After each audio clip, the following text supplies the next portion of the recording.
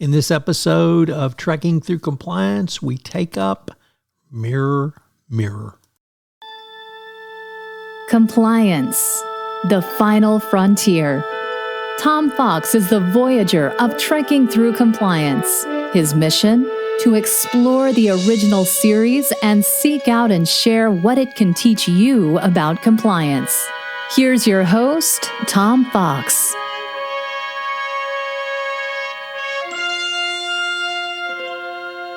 Consider the episode Mirror, Mirror, which was aired on October 6, 1967, and occurred stardate unknown.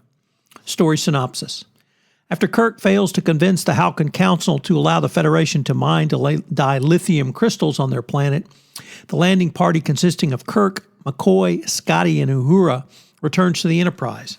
Interference from an ion storm, however, causes them to be transported into a parallel universe in a mirror image Enterprise. Now aboard the ISS Enterprise, that stands for Imperial Starship Enterprise, the landing party discovers crew members who are mirror images of themselves, yet belong to an evil federation known as the Empire. The first experience is the torture of transporter operator Mr. Kyle with an agonizer for his alleged failure to beam the landing party up quickly enough.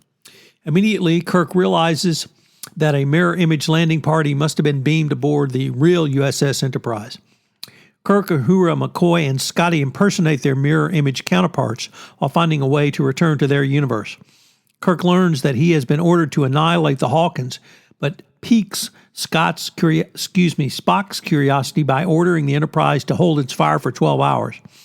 Kirk then survives an assassination attempt by Chekhov when one of his party defects, and then subjects Chekhov to the agony booth.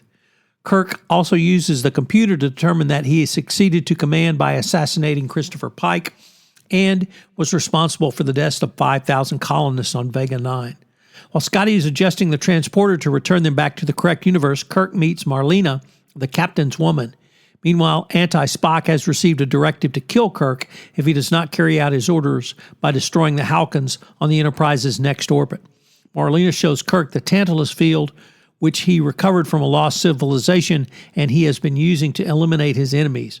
Another assassination attempt, this time by Sulu, is crushed when Marlena uses the Tantalus field on Sulu's co-conspirators.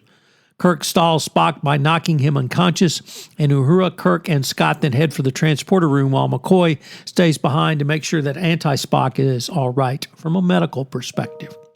Anti-Spock comes out of his self-induced trance and mind melds with McCoy. Discovering that a switch has occurred, anti-Spock then assists Kirk in returning his landing party to their own universe so that the Empire's landing party may return to its correct universe. When Kirk and the party return, they find that their Empire counterparts were immediately recognized and put in detention. The Enterprise crew attributes this to the fact that it was easier for logical men to appear barbarous than for barbarous men to appear civilized. Fun fact, this original series episode is the basis for several episodes in Deep Space Nine or DS9. In the first such DS9 episode entitled Crossover, it details the events in which led directly to the fall of the Terran Empire and to the Klingon-Cardassian alliance in the 23rd century in the parallel universe. Anti- or Mirror Spock has become the leader after assassinating Kirk when he returned.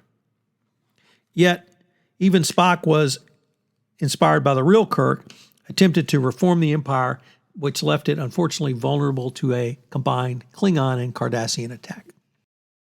In a series known for beautiful women that Kirk cavorted with, Marlena, the character Marlena in this case, was truly one of the great ones. Interestingly, the actress who played her, Barbara Luna, had a strep throat and a fever during the filming, and so the kissing scenes were postponed for 2 weeks. Luna had lost a few pounds by the time the scene was due to be filmed, and they had to come up with a new costume because of her change in her body shape from when they filmed it originally. One of my favorite parts about this episode is that it introduces the mirror universe, which returned in episodes of Star Trek Deep Space Nine, Star Trek Enterprise, and Star Trek Discovery. In DS9 crossover, the events in this episode led directly to the fall of the Terran Empire to the Klingon-Cardassian alliance in the late 23rd century. Mirror Spock becomes the leader, or Alt Spock, and inspired by Kirk, he attempted to reform the Empire, leaving it vulnerable to the Klingon-Cardassian attack. So lots of delicious science fiction here. This episode was based on a short story by Jerome Bixby, who adapted it for the Star Trek, the original series. So what are the compliance lessons learned from this episode? Well, you have to start with the first one, and it's the most ubiquitous, but it's also the most basic. That tone really does start at the top. The Empire is evil and corrupt. The captain is evil and corrupt. Everyone is evil and corrupt. So if you have a corrupt organization, or you have an organization that while claiming it is ethical, it actually incentivizes you to engage in activities which are illegal, that literally starts at the top. And perhaps the best example, of course, is Wells Fargo, followed closely by Volkswagen. But at Wells Fargo, they had a perverse incentive which required every customer to have 8 banking services being utilized simultaneously, and that led sales representatives to having to create fake fraudulent accounts. Of course, the very top of the organization claimed that it was rogue employees who were doing this, but the fact was that 8 is great was actually the byline or tagline as developed by management.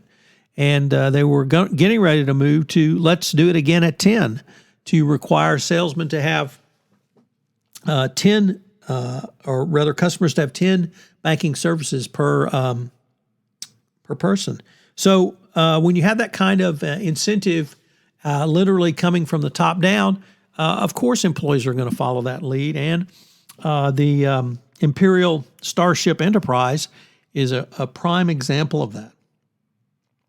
Second of all, one of the things that came out most closely in the 2017 FCPA corporate enforcement policy was around the opportunities of compliance professionals within an organization. And really this, I think, episode illustrates how compliance professionals need to be able to do a wide variety of compliance tools, tactics, and jobs, just as the Enterprise landing party of Scotty, Uhura, McCoy, and Kirk had to do a variety of jobs to be able to get back to their Enterprise, the USS Enterprise, in our universe, as I should say. So do you rotate your compliance personnel to different functions? Code of conduct, third parties, risk management, investigations, etc. Because if you leave them in one area for too long, they may become stale, but they certainly won't have the full breadth of skills. And then finally, high risk does not mean you cannot do business. It simply means that you need to engage in high risk management. So what is your high risk management plan for doing business in high risk areas? Join us tomorrow where we take up the episode, The Apple. If you enjoyed this episode of Trekking Through Compliance, you can help it grow by sharing it with the biggest Trek fan you know.